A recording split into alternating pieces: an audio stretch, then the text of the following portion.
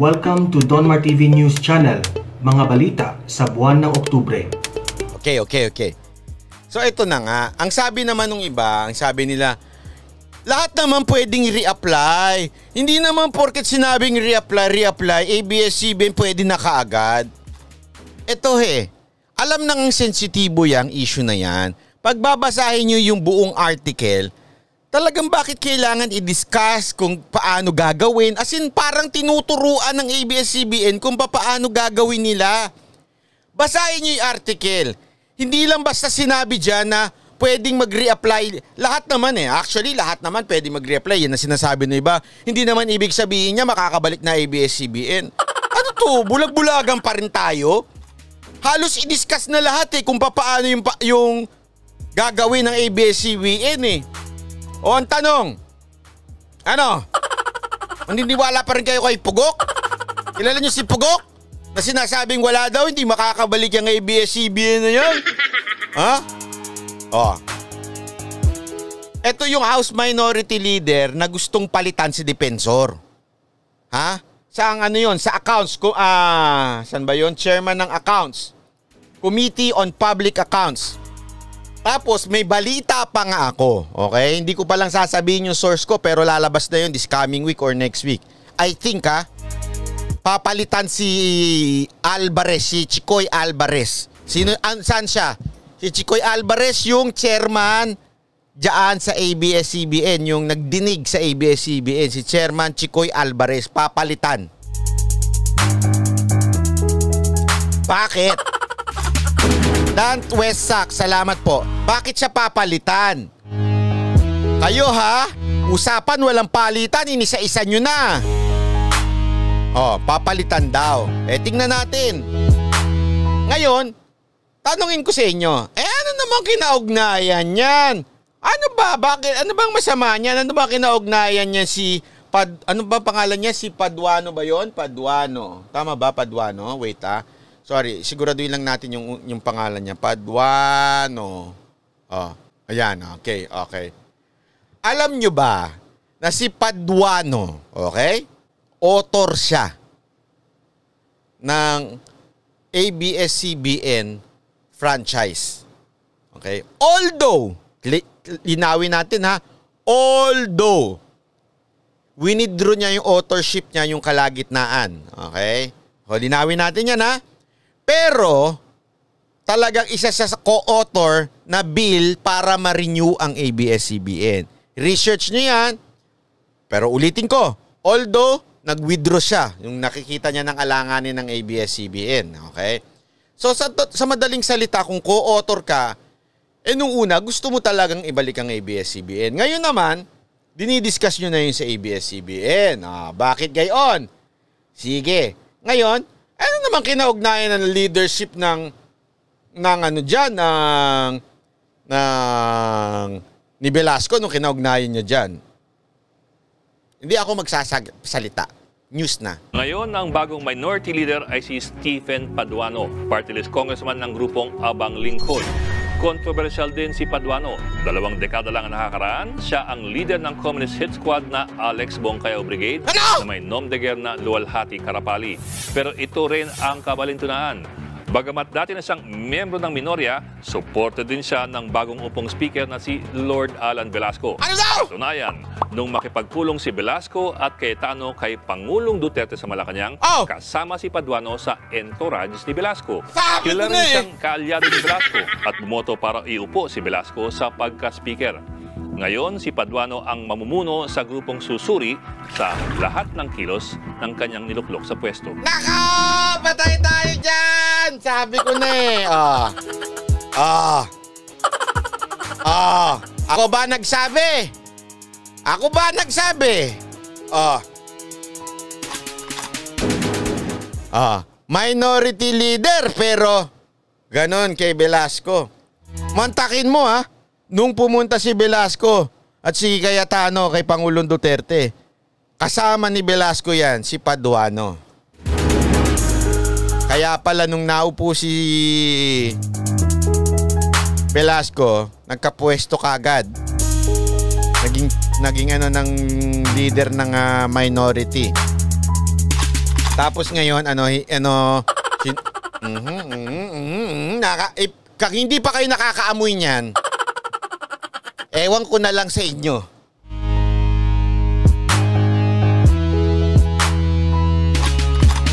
Pero may mas matindi pa dyan. Ngayon, ang bagong minority leader ay si Stephen Ulitin ko lang. Paduano, party list congressman ng grupong Abang Lincoln. Controversial din si Paduano. 2 dekada lang ang nakakaraan, siya ang leader ng Communist Hit Squad na Alex Bongkayaw Brigade. Nako! Leader pa pala ng ABB, yung Alex Bongkayaw Brigade. Ano ba yung Alex Bongkayaw Brigade na yon, ha? Oh, hindi ho ako. I-research nyo lang kung ano yung Alex Bongkayaw Brigade. Pero yung pinaka-short definition na lang. Ayan. The Alex Bongkayaw Brigade, also known by the acronym ABB, ang banat ba? Ay, joke lang. Was the Urban Assassination Unit of the New People's Army. The armed wing of the Communist Party of the Philippines. Organized in 1984. The unit broke away from the New People's Army as consequence of split ideology during 1990s.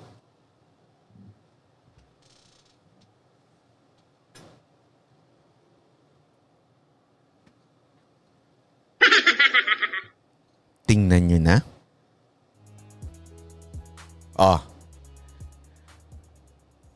I-research nyo sa YouTube, Alex Bongkayaw Brigade. Tingnan nyo kung anong pinaggagawa nila. Makikita ninyo. Wag ako, hindi ako. Hindi na ako magsasabi. Kayo na. I-research nyo, Alex Bongkayaw Brigade. Research nyo sa YouTube, tingnan nyo yung pinaggagawa.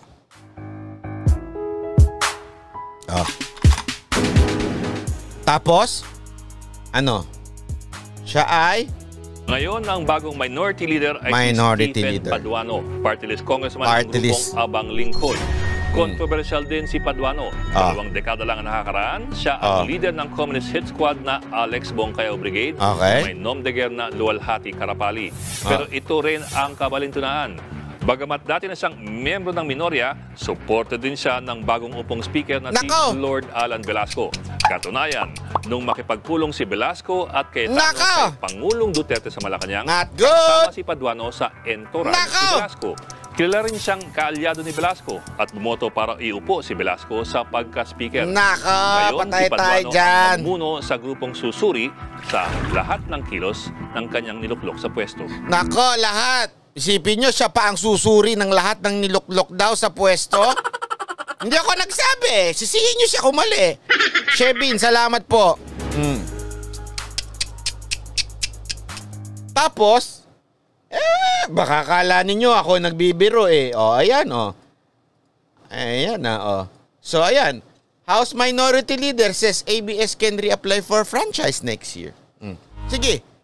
Subukan ninyo, tanong nyo ngayon kay Thinking Pugok yan kung paano nyo ipagtatanggol yan. Sige, sigurado ako may hatak na naman yan na ibang klaseng pagtatanggol. Sigurado ako may bagong hatak na naman yan. Bakit mo pinapayagan ni PRD mga yan, Sir Banat Bay? Congressman ho sila, hindi ho pwedeng galawin ni Pangulong Duterte yan. Ako ito lang masasabi ko dyan Unang masasabi ko, kung sino man, politiko, ang sumuporta o hindi magkundina sa NPA, ganun sa akin. Seth Kai Ezra Bella, Sir, wag mo silang tantanan. May niluluto mga yan na plano, obvious naman. Regards sa asawa at anak kong Kai and Ezra Bella na kamukha ni Liza. Regards, ay talaga madam? Pasin nga yung picture ng anak ninyo. Baka naman. Joke lang ha. Baka bata pa yan ha. Wag naman. Pero kung wala pa siyang ako aalagaan ko yung anak ninyo. Promise. Kahit ako matanda na, si Vic Soto nga, di ba? Joke lang. Anyway, balik tayo doon sa gulo kasi. Yan. Balik tayo. Okay? Una yon. Kung sino man, kahit sino to hindi ko sinasabing si Paduano kahit sino, politiko ang hindi kumundina sa NPA, sa akin, ganun yan. Bibigyan ko kayo ng halimbawa. Sorry I like Isko Moreno kahit sino nagsasabi sa akin na wag yan si Isko Moreno, wag yan si Isko Moreno. Pero dahil doon sa pagtanggal niya nung tarpaulin na yon, ganun na siya sa akin. Sorry. Hanggang hindi niya i-justify kung bakit niya tinanggal yon. Kasi ang sinabi lang niya para mag-unite. Unite sa terorista? Mayor, hindi kami makikipag-unite sa terorista. NPA yan Paano makikipag-unite? Sorry Ako, wala akong pinapanigang partido pero dahil sa ginawa ni Mayor Isko, down siya sa akin ngayon. Kailangan kong makita yung paliwanag niya. Hindi pwede yung sinasabi niyang kailangan natin makipag-unite sa panahon ng pandemic. Unite with the terrorists? Are you kidding, sir? Mayor, yung mga NPA, pinapatay niyan yung mga sundalong nagdadala ng mga tulong medikal sa mga kababayan natin. Pinapatay ng mga NPA. You want to unite with them? Is that what you're telling us? It's not. Boss. Malaking ano yun. Malaking sabit sa akin yun, boss. Pangit yung ganyong ano nyo. Gusto ko pa naman kayo, boss. Ano daw bang tarpaulin yun? Sandali, pakita ko nga, Bukas ko na lang, basta. So sa akin yan. No sa akin yung ganyan. Pangalawa, point ko dito. Bantayan natin to. Bakit? Kasi bakit ba kasi posibleng ibalik ang ABS-CBN? Bakit? Tandaan nyo, pag national election, kahit sabihin na natin social media malakas, mas malakas pa rin ang ABS-CBN. Ayan ang katotohanan. Kasi meron ng mga lugar na hindi naaabot ng social media, di ba? Ngayon nga, hirap na hirap pagka dyan sa education na yan, di ba? Hirap na hirap. Ang ABS-CBN talaga kahit hanggang liblib naaabot. Kaya napakalaki ng kontribusyon nila, kanino? Sa mga congressman na tatakbong senador. National kasi ang Senate So, ang boboto dyan, national. So, magkakaroon, eto basa ko lang, hindi ko sinasabing totoo, pero basa ko lang, maaari, yung mga may pangarap na congressman na maging senador, paboran nila kung sakasakali ibalik ang ABS-CBN. Bakit? Magkakautang na loob ngayon ng ABS-CBN. Pag nagkautang na loob yan, baka magka-discount yan. Baka. Hindi ko sigurado baka lang. So malaki yung factor ng eleksyon sa 2022. Okay? Pangalawa, sa 2022 kailangan din presidential. Importante rin yan. So kung sino man ang tatakbong presidente, malaki maitutulong ng ABS-CBN. Hindi sure win Hindi mo ibig sabihin inendorso o tinulungan ng ABS-CBN mananalo na. Hindi.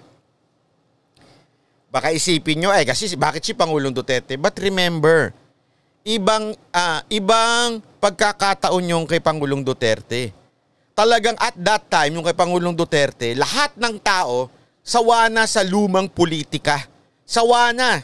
Okay? Pero this time, walang malakas na katulad ni Pangulong Duterte. Sa tingin ko wala. Iba pa rin Iba pa rin talaga si Pangulong Duterte. Hiwalay-hiwalay pa rin Kaya talagang delikado. Feeling ko, baka lang baka gamitin niya ang issue ng pagbalik ng franchise ng ABS-CBN para sa gustong mga maging senador at gustong maging presidente.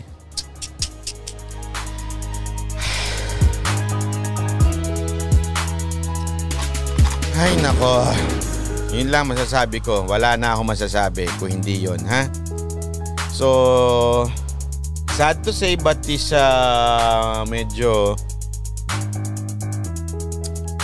medyo masama pakinggan pero nako, nakakatakot to.